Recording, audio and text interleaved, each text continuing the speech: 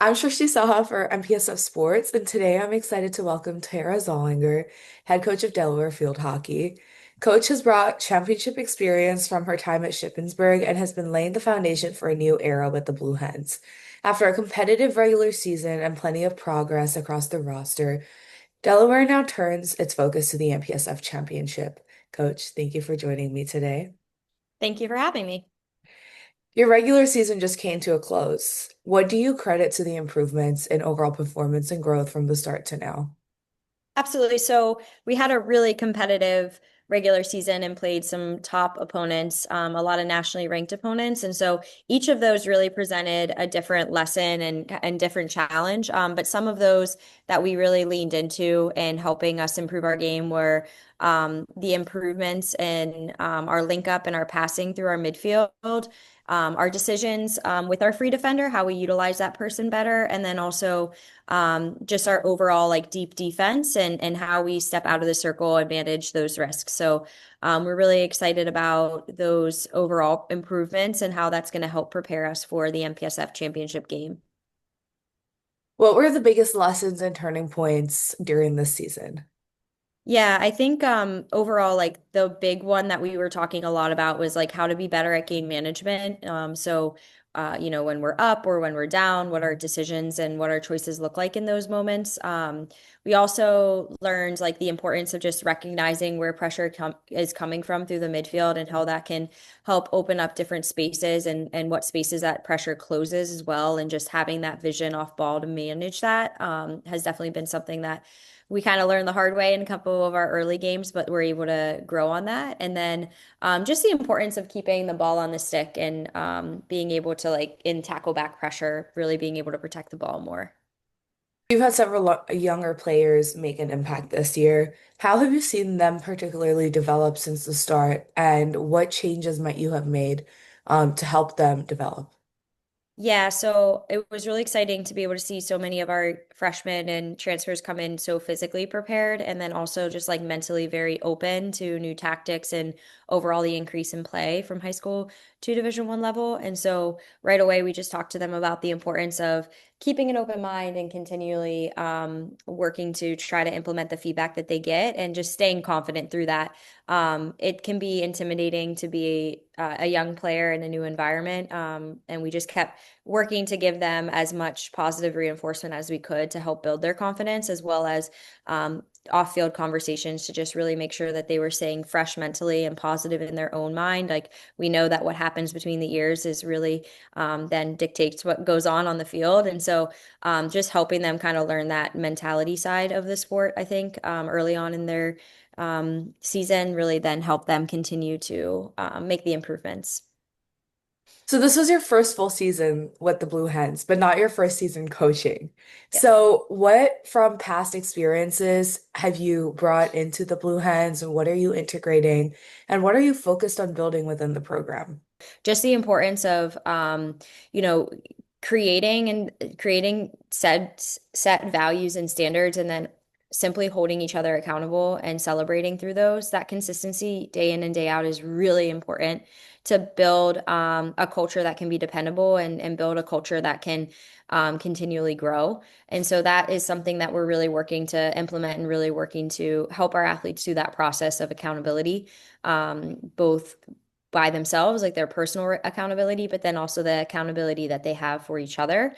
So that's a big one. Another thing is really the competitiveness of a group is so important, and their true desire and their true belief in their own ability to grow and develop to be as competitive as possible. And so just tapping into their individual motivations as well as their collective motivations to be able to help them stay focused and committed to their own growth to bring out that competitiveness and that fire, whatever that unique fire is for the group, is something that we're really working to do with this group. And then also we'll be working beyond that. And then the final thing is, we know that a program is always its strongest when it's connected from its past through its present to create a better future. So also with bringing in a lot of new things, also being cognizant and recognizing all the great things that this program already had that pre-existed my time and our staff's time here. So just like connecting to those values, connecting to those traditions to You mentioned competitiveness. How do you, certain times, if it builds within the group towards each other, how do you stop that from reaching an unhealthy point if you've dealt with that before? Yeah, I have actually. I think like the number one thing with when a situation like that comes, whether it's, they're like with the example you're giving with like an overabundance of competitiveness or other, it's really about helping the athlete identify that behavior and the impact of that behavior. So we always ask questions in those moments of like, hey, how did that moment, how did you experience that moment? Okay, how do you feel your teammates experience that moment? I had an experience where teammate was just like a little bit too proud of their own accomplishment during a competition day at practice and didn't really come off the right way to their teammates. It kind of felt a little boastful. And so just asking them, like, what do you think the experience of your teammates were? And then they usually find the solution on their own and they kind of come to the realization of, oh, okay, that might not have been my best moment. How can I be a bit more inclusive in that moment to let my competitive spirit show while also still making sure that I'm, respectful of my teammates. Now you're shifting to the MPSF Championship. How are you preparing your players mentally and physically for that challenge? Yeah, so we've been kind of having this in the back of our mind for a while now.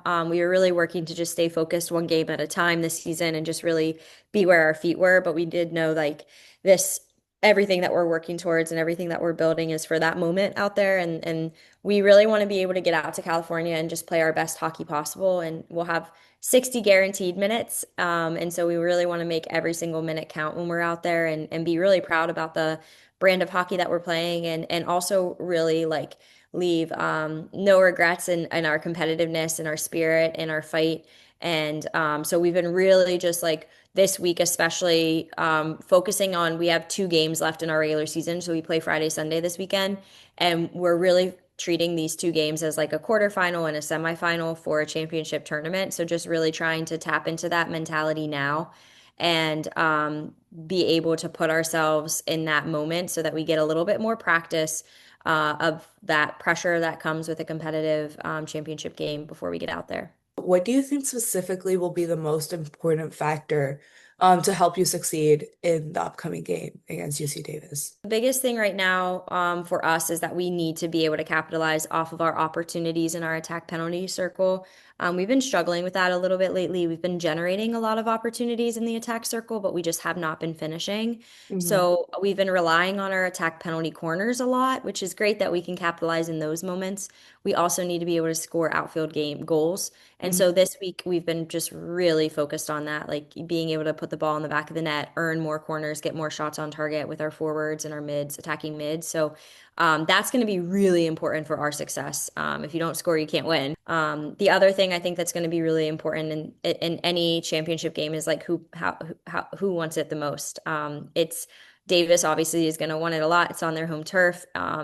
Just the same as us, like this is a unique experience. The first ever MPSF championship game, and so we both want to be able to say that we're the champion in the end of that. So it's going to be highly competitive. We're, I think, a very evenly matched team with them, and so just like that sheer competitiveness and who wants it the most, like that mentality has to come out.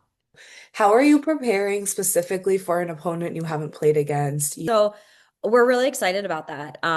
It's a completely fresh new experience and fresh new opportunity for both of us. And I think, the nice thing is that we have some time to really clean up what we need to clean up about our game. Our student athletes are really good at watching film and they're trained as to how to study different parts of the game that are going to be pertinent for them to be successful in when they play their opponent.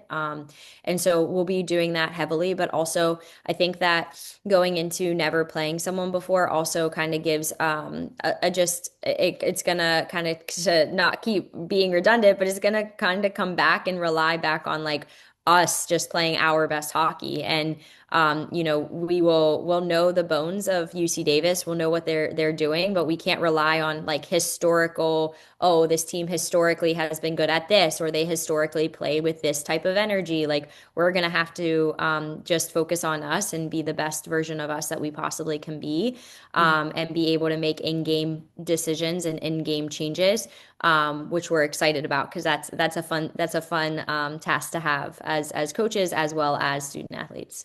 So my last and final question to you. Beyond wins and results, what do you want your players to take away from being on your team? Yeah, so from being a part of Delaware field hockey, there's a few things that we really want them to take away. The number one and most important thing is that we want them to leave with a strengthened set of leadership skills, and to be able to really go out in the world and make an impact in whatever they choose to do. We really want to help develop their character and help give them the opportunity to learn lessons through this sport and learn lessons through our program. And that's one thing that we really love about Delaware as a staff is that we have so many resources here to be able to help really make sure that our program is aligned with that culture development, that we're able to tap into to help really make sure that they're getting that experience as a blue hen here. We also really want them to leave with relationships for life. And so whether those relationships are with their teammates, their staff, support members of our department, we really want them to always know that they can come back to Newark, Delaware, and they'll have a family here, and wherever their teammates go throughout the world, they have people that they can rely on.